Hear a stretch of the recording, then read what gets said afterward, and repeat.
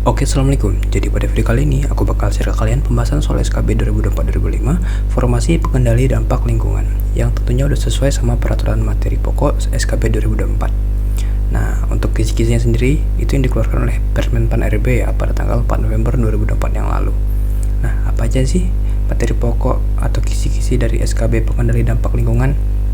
Nah, itu ada di poin 314 dan 315 ya. Teman-teman bisa cek di deskripsi, bisa di-download gratis. Nah, itu untuk ahli pertama dan terampil itu sama persis plek-ketiplek untuk kemampuan atau materi pokoknya. Jadi ada dua kemampuan ya, kemampuan umum dan juga kemampuan khusus.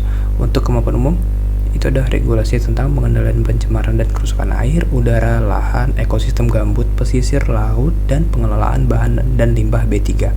Nah, untuk kemampuan khusus itu pengendalian pencemaran dan pemulihan kerusakan lingkungan. Jadi paham ya teman-teman, untuk ahli pertama dan terampil itu materinya sama persis. Kita mulai aja ke soal nomor 1. Soal nomor 1, regulasi yang mengatur standar kualitas air limbah domestik di Indonesia adalah A. Peraturan Pemerintah Nomor 82 Tahun 2001, B. Peraturan Menteri Lingkungan Hidup Nomor 4 Tahun 2017, C. Peraturan Pemerintah Nomor 27 Tahun 99, D. Undang-Undang Nomor 32 Tahun 2009, E. Peraturan Menteri Lingkungan Hidup Nomor 5 Tahun 2014. Oke, kira-kira yang mana teman-teman jawabannya tentang regulasi? Kita lihat soal nomor 1 jawabannya.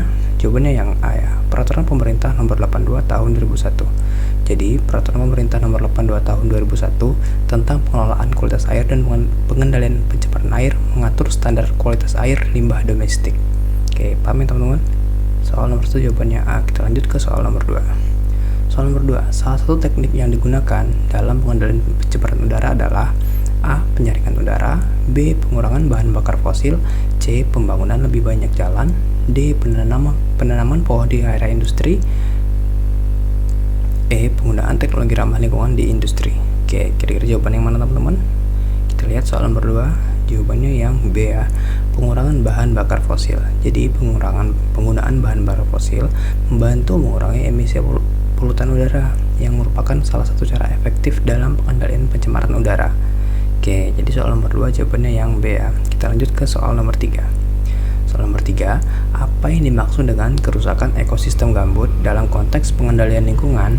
A. Pembukaan lahan untuk perkebunan, B. Konversi lahan gambut menjadi lahan pertanian, C. Pengeringan lahan gambut untuk pembangunan, D. Pencemaran air akibat limbah industri, atau E. Penanaman tanaman non-alkali di lahan gambut. Oke, kira-kira jawaban yang mana teman-teman? Kita lihat soal nomor 3, jawabannya yang C ya, pengeringan lahan gambut untuk pembangunan. Jadi pengeringan lahan gambut menyebabkan kerusakan ekosistem gambut karena mengubah karakteristik alami dan meningkatkan emisi karbon. Oke, paham ya teman-teman? Soal nomor 3 jawabannya yang C. Kita lanjut ke soal nomor 4. Soal nomor 4, peraturan yang mengatur tentang pengelolaan bahan berbahaya dan beracun atau B3 di Indonesia adalah A. UU Nomor 32 Tahun 2009, B. PP Nomor 27 Tahun 2012, C. PP Nomor 101 Tahun 2014, D. UU Nomor 18 Tahun 2008, atau E. PP Nomor 101 Tahun 2001. Oke, terkait peraturannya teman-teman, kita lihat jawaban nomor 4. Jawabannya yang C ya, PP Nomor 100 Tahun 2014. Jadi PP Nomor 101 Tahun 2014 mengatur tentang pengelolaan bahan berbahaya dan beracun atau B3, termasuk pengelolaan limbah B3 dan pengawasan penggunaannya. Oke, teman-teman bisa cek peraturannya ya. Kita lanjut ke soal nomor 5. Soal nomor 5, pengendalian pencemaran pesisir dapat dilakukan dengan cara berikut kecuali A. Penanaman vegetasi pesisir, B. Pembangunan pengelolaan limbah industri, C. Pengurangan penggunaan plastik di laut, D. Pembatasan jumlah kunjungan wisata ke pesisir, atau E. Pemantauan kualitas air secara berkala. Oke, ini terkait pesisir ya atau pantai. Kita lihat soal nomor 5, jawabannya apa? Jawabannya yang D. Pembatasan jumlah kunjungan wisata ke pesisir. Jadi pengendalian pencemaran pesisir lebih berfokus pada pengelolaan limbah, penanaman vegetasi, dan pemantauan kualitas air, bukan pembatasan kunjungan wisata. Karena kita harus fokus ya ke kecuali. Oke. Untuk soal nomor 6 dan seterusnya, teman-teman bisa cek link di deskripsi, bisa di di sana. Ada total 100 soal yang sudah beserta jawaban dan pembahasan. Oke, silahkan download di deskripsi ya teman-teman.